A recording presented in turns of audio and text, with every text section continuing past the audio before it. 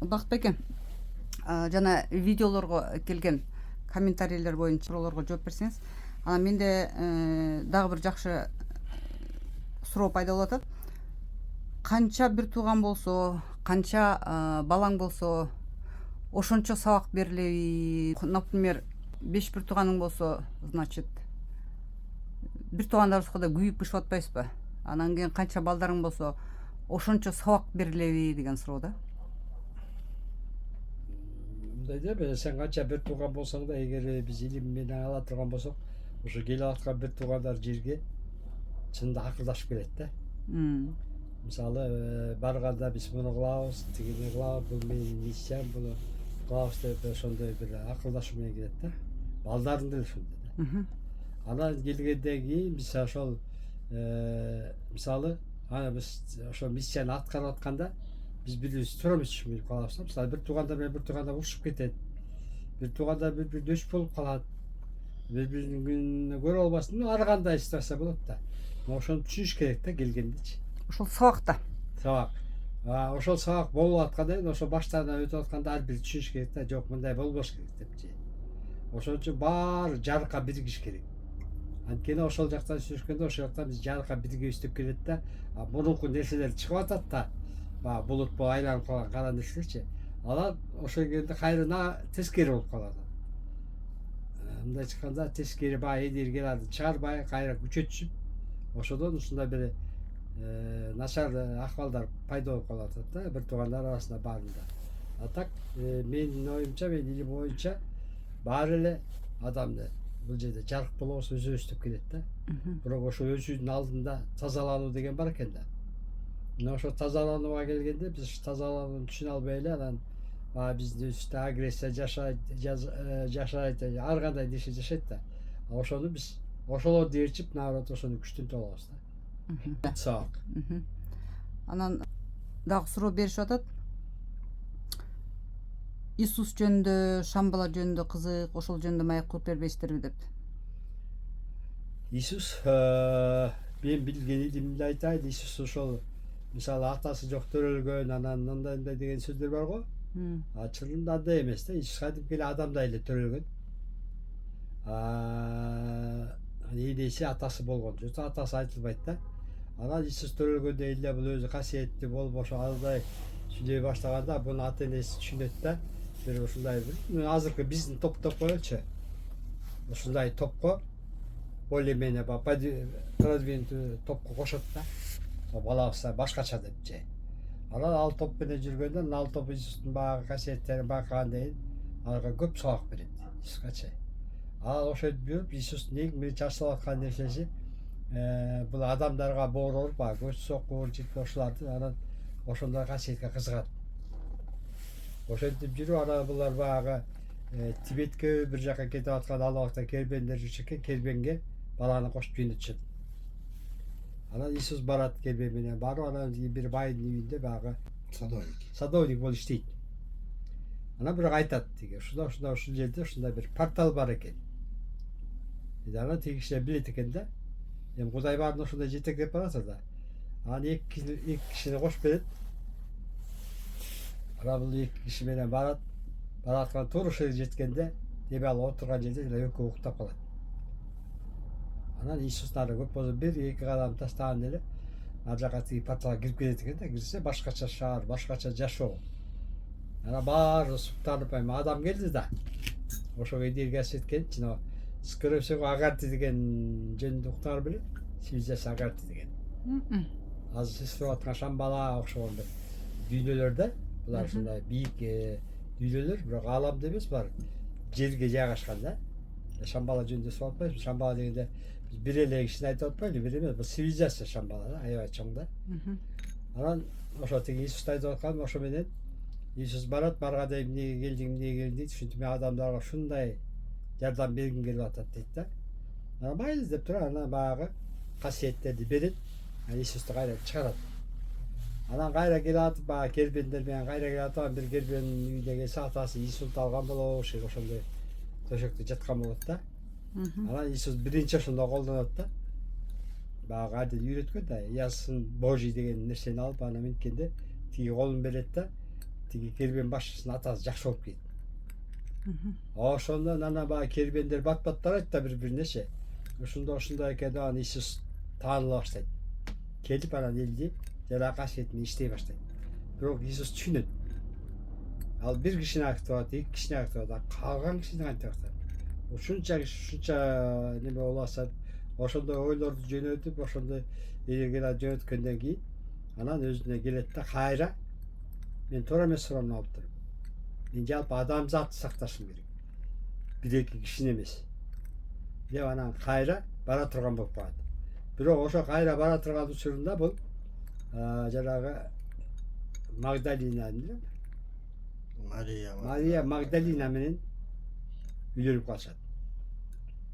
Магдалинаны айтуу боюнча бир жанагы култтарда иштеп жүргөн кыз болот да. Анан бирок касиети күчтүү болгон да. Анан экөө таашат, анан бул ошол Магдалинаны кошо ала кетет. Кийин кеткендечи баарын айтып түшүндүрүп. Баягы эле үйлөрүнө барышат экен. Баягы жерге баягы садовник болот, тиги ошого карлашып калышат. Анан өкүчтө баягы убакыт келгенде анан Иисус өзү баягы жака чыгат. Анан чыгып барганда ушундай дейт. Эми ала сүрөттү айта албайбыз да, ал сүрөт боюнча анан баягы бир жарык энергия келип эмнеге келдиң кайра дейт да. Дегенде айтат, мен ушундай биринчимде жаңылып калыптырмын. Бир-эки кишини мен адамзатты ошончо тазалашым керек дейт да. Ошондой өткөзүм керек дейт. Ошо дегенде макул дейт. Эгер сен көтөрө аласың биз берген сыноону. Мен көтөрө алам дейт. Андай болсо сен өлөсүң барганда дейт. Сен азыр ошондой сценарий түзүп калат да. Барганда дейт, болчу болатпы? Ошол сени даргазат дейт. Ал мени аспайт дейт. Анткени аны сактап калган экен деп катуу ордучу. Дегенде жок, сени биз асат, сен ошо менен сүйлөшкөндө ошого макул болосуң дейт экен. Ошо сен ашык керек дейт да. Бул өтө план бир эме болуп калат. Анан ошо менен Иисус кайра келет, кайра келсе действительно ошол ушактар жетип жанагы жамандай берип. Анан себебинде жана жакшылыгына андай кыла турган киши эмес экен да. Анан ишигиңе бара бул кирип анан айтканда макул болбойт биринчи. Өлтүргүнчү. Жок, анан ошондой түшүндүргөн айла жок, макул болот. Анан Иисус айтылат, сен коркпо дейт. Сен ошол убакта сен болбойсуң дейт да, өлүп аткан киши башка болот. Сен апаңа айтасың дейт, мен 3 күн кийин тирилем. Коркпо деп. Апаңдын жүрөгү жалып кетпесин неме дейт да. Анан жана азапка чыдабайт да, жана баштарына бирдекелер неметип алып аяк кыйнайт го даргазада. Ошондо коркпосун дейт. Макул дейт Иисусчу. Анан ошондо Иисус өзү карап турат үстүнөн, Иисус болуп башка бир роль ойнойт да бирөө. Алып барып туруп анан баары ас болгондон кийин кайра келип жана үңкүнүн ичине киргизет го. Киргизгенде анан апасы чыдабай ошондо азапка чыдабай ыйлайт. Сен эне да көрүп тур да. Кел ана баягы 3 күндөн тирилем деген өзү Иисус апасына айтып түшүндүрт да, мен 3 күндөн тирилем, 3 күндөн жаныма кел деп. Анан апасы келет. Мен келсе тирилбей эле жаткан болот да. Анан тип жасана бирок шак апасынын колун кандайт. Акырычы апам мен тирилдим деп. Ошондо тирилет да, ошондо 40 күн ада. Ошол апасы болду, жанына жардамчыларына айтканда мен тирилем деп. 40 күн көрүнүп жүрөт тирүү. Анан ал кечке туура келет да, анан кетип калат. Ушундай историясы бар. Эми Иисус адамзатты сактап калды деген сөз бар да. Биздин арабызда. Анан кайсы сактап калган, кайсы өлүп атпайлыбы, кыйналып атпайлы деген элде суроо бар да. Көрсө бул ошо алтын дорго өткөзөр маалында ушул экен да сактап калды деген. Адамзат бүт күнөөлөрү жоюлуш керек. Аны жое турган эмне күч? Сүйүү. Мына ошол сүйүүнү ошо келгенде Иисус алып келген экен. Ошол сүйүүнүн энергетикасы бүгүнкү күндө биз мына сүйүүнү эмне үчүн атпайбы чындачы? Бүгүн ошо сүйүү өсүп жетилип, адамдарга сүйүү болгула, Кудай сүйүү деп айтып атпайлыбы? Мына ошол энергия бүгүн иштеп атат да толук. Ушундай анын историясы. Мен билген.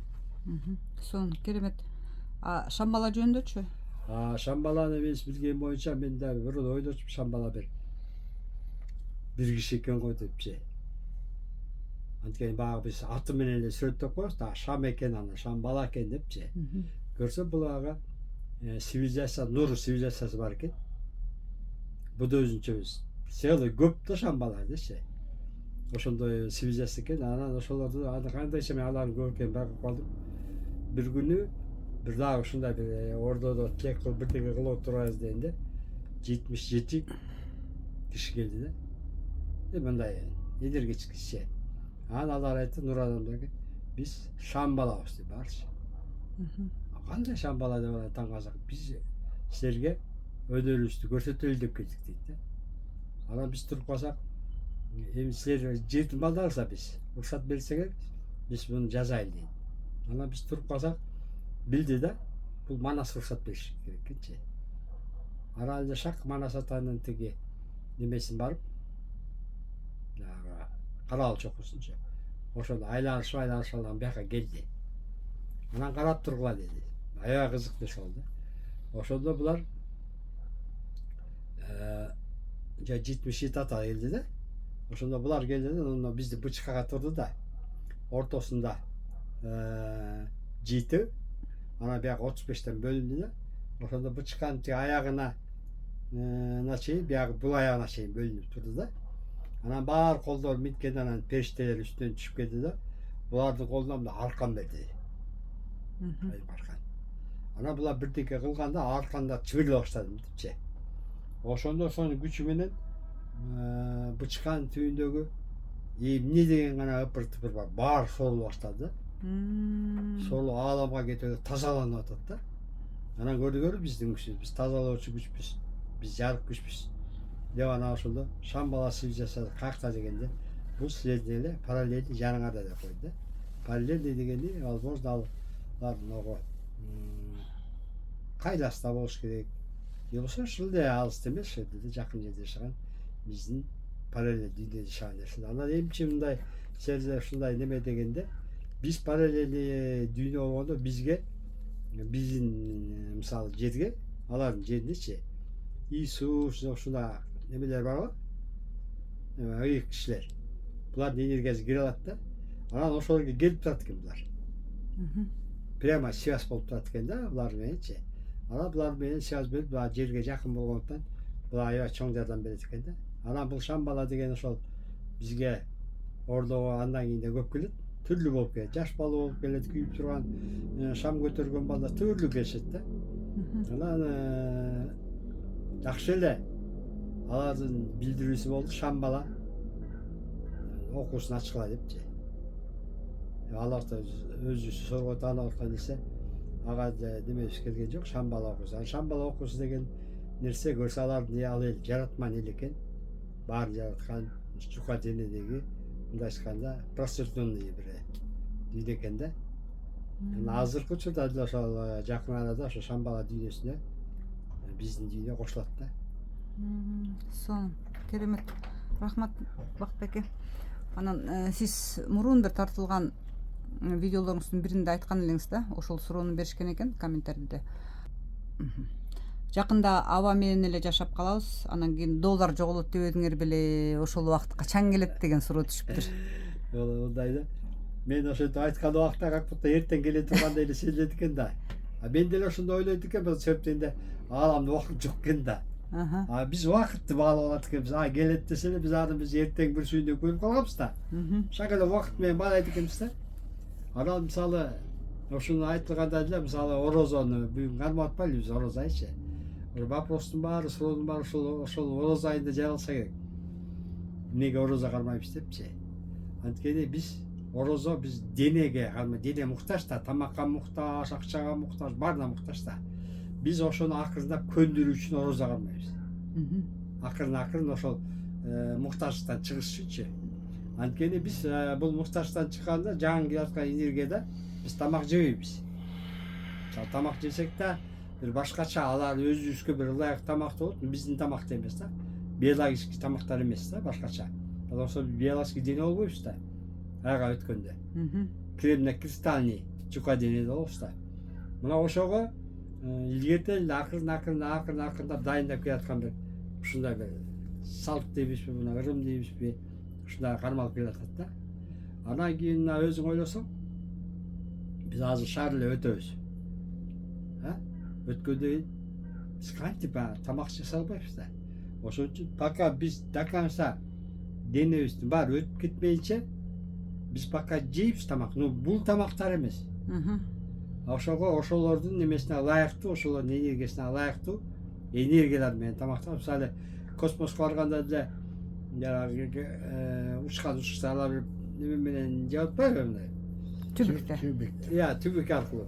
Ошол сыяктуу болуп биз акырын буга өтүп кетебиз да.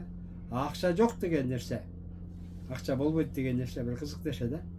Да, пока бир обмен товар болот бизде. Бул энергия болот да, обмен товар. Бара. Энергия товар менен баары байланып турат. Анан бул акча деген колдо бара отуруп анан такыр акча жок болот деген себеп биздеги сезим бар да. Биз азыр ой менен жаратып атпайлыбы? Ой менен жаратканда бирдекени ойлойбуз, биз анан план сөздү мындайча. А сезим деген нерсени чай ичсеңиз даамын сезесизби? Чай керекпи? Сразу ошондой бир энергияске келет. Чай ичтиңиз, той болдуңуз. Керемет. Да, сиз ошондой жайлы баягы жайыл дасторкон деп коет го. Типа ошол сыяктуу өтүп кетөбүз. Себептен ал убакта өткөндө биз дене жок болот. Биз уча алабыз. Каалаган жерде бар боло алабыз, каалаган жерде жок боло алабыз. Өтө сыйкыр дүйнө да, мындай айтканда. Аяктын жасоо ушундай эле экен да. Бирок аякта да ошол өздөрүнүн арасында менин билишиме караганда бар экен биздикиндей дүйнөлөр. Типа катуу, бирок биздикиндей дүйнө эмес. Бирок каккалар үчүн бир катуу дүйнө деп саналат экен. Мисалы, мындай биологический энергия сыяктуу экен. Бирок биологический энергия эмес да. Андайлар да дүйнөлөр көп экен да. Ошол сабак өтүп аткан дүйнөлөр болуп калабы ошондо? Бүт дүйнө менин оюмча бул өсүп экен да. Бул мисалы биз азыр 3-чү измерение деп атпайлыбы? Биринчи, экинчиден өттүк, эми 3-чүдө жашап атабыз, анан эми мына 4-кө өткөн жатабыз, 5-кө өткөн жатабыз деп атпайлыбы? А так билдирүүлөр боюнча 144 измерение бар дейт. Ойлоп көр, ошондо биз бул измерениеде канча жыл жашадык? Алардын отосу канча? Болсо түгөлүк чексиз жашоо дегендин мааниси ошо экен да, бул чексиз нерсе экен да. Интернет булактарында жүрөт да, Беке. 35-жылга уже элдер кристаллический телого өтүп калат деп. Ошондо 10 жылда кристаллический тело. Сен бүгүн эле Шазатка суроо бербеңби? Сен ошондо сурооңда Шазат жооп берип атпайбы? Шазат эмнеге жарык болдуң деп Шазатка эмнеге жашап кеттиң деген суроо салып атпайсыңбы? Вот бул начинающий кристаллический телего өтүп атат. Сон. Бул нурга толуп атат да. Анан ошол жерде да Шазатка суроо берип атканда Шазатка мындай суроо берилип калды. Мен что-то мындай Шазат мындай жооп берди. Бүт аталар келип атпайбы деп. Эмнени түшүндүк биз? Мен бармын дегенде. Бүт аталар келип кирип атыр деп атпайбы? Бул нерсе деген сендеги ар бир медерди, ар бир ата киргенде жарык кылып атат, анан өзүнөн өзү бул процесс жүрүп атат. Анан энергиясы мененчи. Анан бул процесске сен толуп атасың. А качан сен бул энергияга толук толгонуңда адамдын акыркы толгон нерсеси бул эки мээңнин кошулушу да. Азыр биз логикага анан бирөө немеге иштешиле? Интуиция. Ошого иштеп бул экөө кошулганда адам ол денеси кайыппулга айланып калат да жакын. Баары жок боло берет да. Бул ошол сен жаралып аткан учурда эмчи сен андай болуп кетесиң? Себептен аламдан келип аткан энергетика ада сенин балкуу энергиясы менен жерде сен балкып атасың да, эки энергия биригет да. Адам мындай айтканда дененин клеткалары жоюлуп кетет, айланып кетет да башкасы немеге структурасы. Сон Бактбеке, чоң рахмат сизге. Касиетиңизге ыраазычылык, ата теңизге ыраазычылык бар болуңуз. Болсун, рахмат.